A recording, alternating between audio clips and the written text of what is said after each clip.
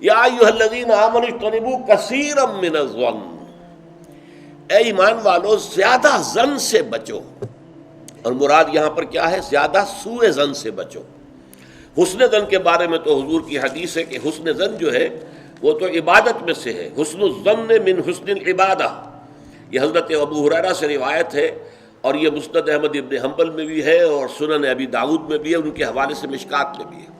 اس اعتبار سے حسن زن تو مسلمان کا وصف ہے، سب سے حسن زن رکھو، الا یہ کہ کوئی شخص ثابت کر دے کہ میں حسن زن کے قابل نہیں ہوں، پھر آئندہ کے لیے محتاط رہیے آپ۔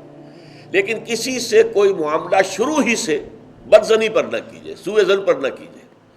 مجھ سے کہا تھا ایک صاحب نے جو یہاں اس وقت یہاں کا جو کونسلیٹ ہے، امریکن کونسلیٹ، اس میں پولیٹیکل سیکریٹری تھے، وہ میرے پاس آئے تھے خلافت کے بارے میں معلوم کرنے کے لیے کہ یہ خلافت کا آپ نام لے رہے ہیں، اس سے مراد کیا ہے۔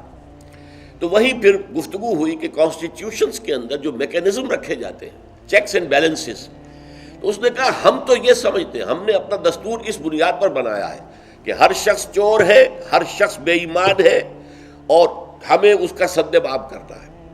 بڑے سے بڑا آدمی ہو، بڑا نیک ہو، ایماندار ہو، اس کے بے ایمان ہونے میں دیر نہیں لگتی۔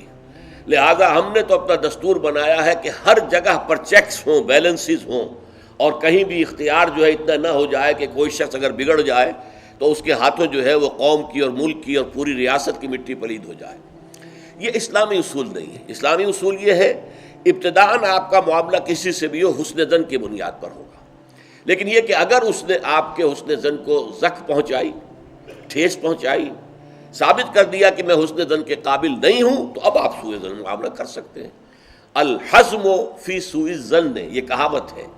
احتیاط اسی میں ہے کہ سوء زن سے کام لیا جائے، اس لیے کہ آدمی بچنا چاہتا ہے، لیکن جیسا کہ میں نے عرض کیا ابتدا کرنا سوء زن سے یہ اسلام میں پسندیدہ نہیں ہے۔ لیکن یہاں دیکھیے فرمایا اجتنبوا کثیرا من الظن، زیادہ زن سے بچو، ورنہ اس لیے کہ ظاہر بات ہے کہ زن سے بالکل چھٹکارا تو ممکن نہیں ہے۔ پچھلی نشست میں ایک صاحب نے سوال کیا تھا کہ شک میں اور زن میں کیا فرق ہے۔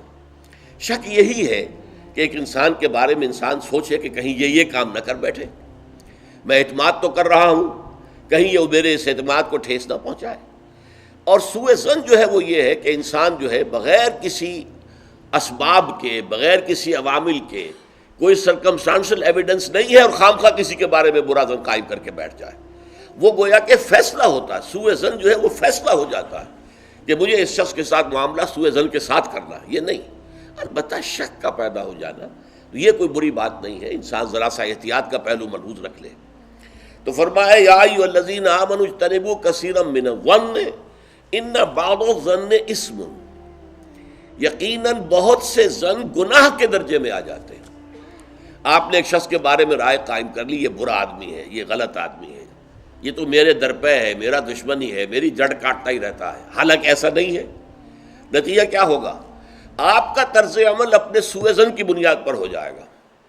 ہر وقت جو ہے آپ کے طرز عمل سے ظاہر ہوگا وہ سارا آپ کے اندر جو بھرا ہوا مواد ہے، اور اس سے ہو سکتا ہے اس دوسرے شخص کی خامخواہ دل شکنی ہو، اس کے احساسات مجروح ہوں، اور تمہارے حصے میں اللہ کی طرف سے، اللہ کی جانب سے اعمال نامے میں گناہ کا اندراج ہو جائے کہ ایک شخص کے خلاف خامخواہ اس نے سوء ظن کیا، جبکہ اس کے لیے کوئی آثار نہیں تھے، اس کے لیے کوئی بنیاد نہیں تھی۔ تو ان بعض الظن اثم، بعض ظن جو ہے وہ تو گناہ کے درجے کو پہنچ جاتے ہیں۔